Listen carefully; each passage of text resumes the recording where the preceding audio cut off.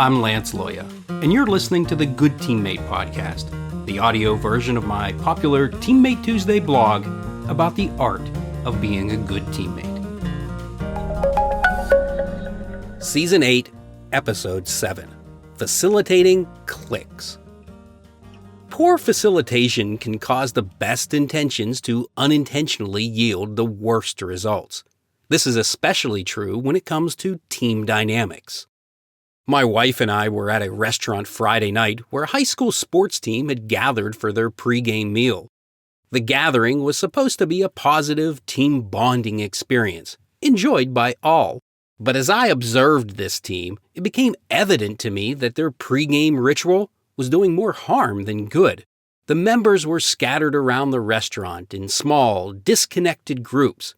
They weren't sitting together as a team, which was entirely possible with the restaurant's open layout and available big tables. There were no interactions between tables either, no cross-socialization.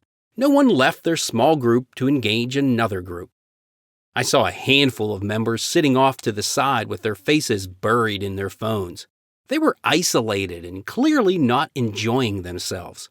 If they hadn't been wearing the same uniforms as the others, I wouldn't have even thought they were connected to the team. Nothing I observed about this gathering merited it being labeled as team bonding. Rather than bringing the team closer together, this pregame meal was dividing the team, fostering ostracization, and facilitating cliques. So who's to blame for this situation? Well, certainly the coaches and team captains own the bulk of responsibility for not better organizing the gathering, but the failure doesn't lie entirely with them. At some point, a team member walked into the restaurant and chose to be the first one to not sit with those already there. Regardless of the reason for that choice, it fractured the team and facilitated the first clique. The divide grew from there.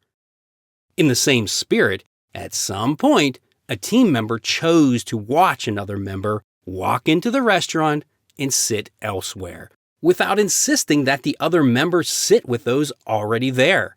That unwelcoming choice, regardless of its reason, equally fractured the team and facilitated the first clique. Sadly, I've seen similar failures play out when poor facilitation did more to strengthen cliques than team bonds at corporate gatherings, staff luncheons, and other after-hour socials. The problem with cliques is that they weaken the team from the inside out. Individuals in the clique are more concerned with maintaining their status within the clique than they are with growing their relationships with members outside of the clique. Their reluctancy to expand their sphere of comfort limits connections on their teams, which limits trust. Connected teams become bonded teams. The more connections there are in teams, the stronger the bonds and the greater the trust. Last night, my wife and I were at another restaurant where a different team had gathered for a pregame meal. By contrast, the members of this team were all sitting around the same table. Their coaches were sitting with them, asking them questions, joking, and encouraging meaningful conversations. Instead of facilitating cliques, they were facilitating camaraderie and strengthening their team's bonds. Everything I observed about this gathering merited it being labeled as team bonding. Years from now, the members of both of those teams will forget the scores, records, and statistics, but they will remember how they felt during team bonding gatherings like pregame meals. How well those gatherings are facilitated will determine how fondly those experiences are remembered.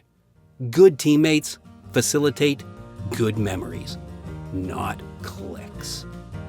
As always, good teammates care, good teammates share, good teammates listen. Go be a good teammate. To discover more about the art of being a good teammate, visit CoachLoya.com.